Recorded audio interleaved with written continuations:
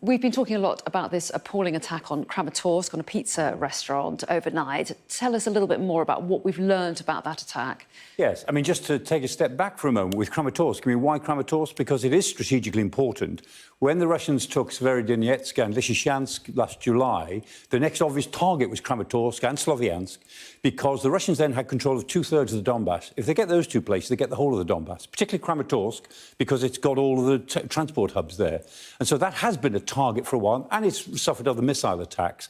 But this particular one clearly was a missile attack on a civilian area. And if we look at the result of the attack, it was said to be an S-300, which is a surface-to-air missile, normally used against aircraft. They don't have a very big warhead, and this is consistent with a missile that didn't have a particularly big warhead, 70, 80 kilos, maybe, something like that. I mean, a 500-kilo warhead would just leave a hole in the ground.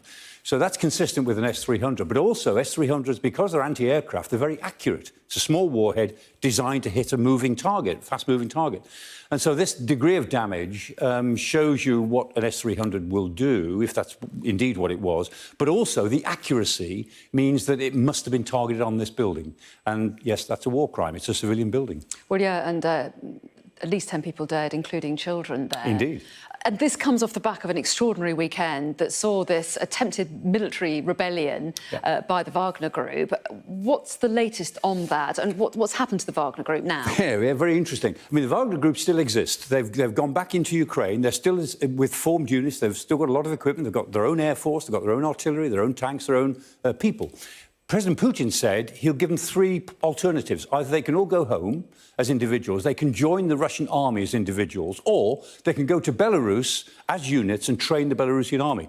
Now, I don't think that most of them will take any of those options. For a start, I mean, they are still there as formed units, and I'm not sure this rebellion is entirely over yet, and we don't really know where Prigozhin is and whether he might maybe do something else with them or try to. But secondly, there are any number of other groups like this, like the Patriot Group, like the Stream Group. They could go into other groups in Ukraine, which are a bit like Wagner, or they could go to Africa. Wagner has big interests across Africa where they can earn a great deal of money, they can play barbaric games with nobody apparently taking any real notice. And I think a lot of them, if they have to choose, will either go to another group in Ukraine or go to Africa. I don't think they'll do any of the things that President Putin says he's offering them as alternatives. So there's still a major problem for the Russian military.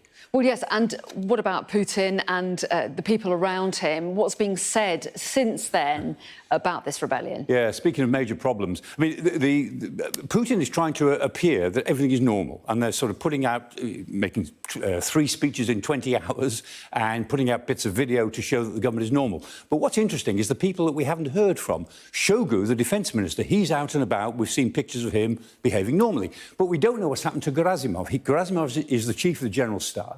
He's the man in charge of all of the armed forces, and he's in charge of the operation in Ukraine, in overall charge. We haven't seen him since the military rebellion. This man, Sorovikin, we said last night, keep your eye on him, because he was close to Prigozhin.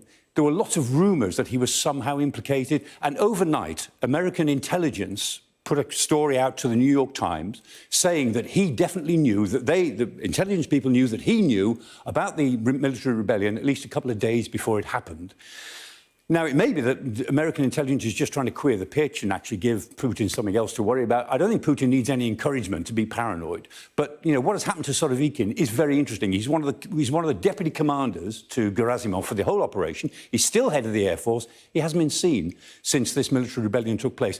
And even Medvedev, former president, former prime minister, he's now the deputy chief of the National Security Council. Now, Putin had a meeting of all his security chiefs on Monday, and he wasn't there.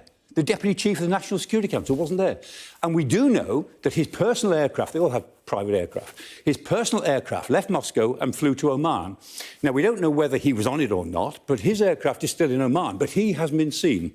So when we think about stability returning to Moscow, we're more interested in the people we haven't heard about than those that we have.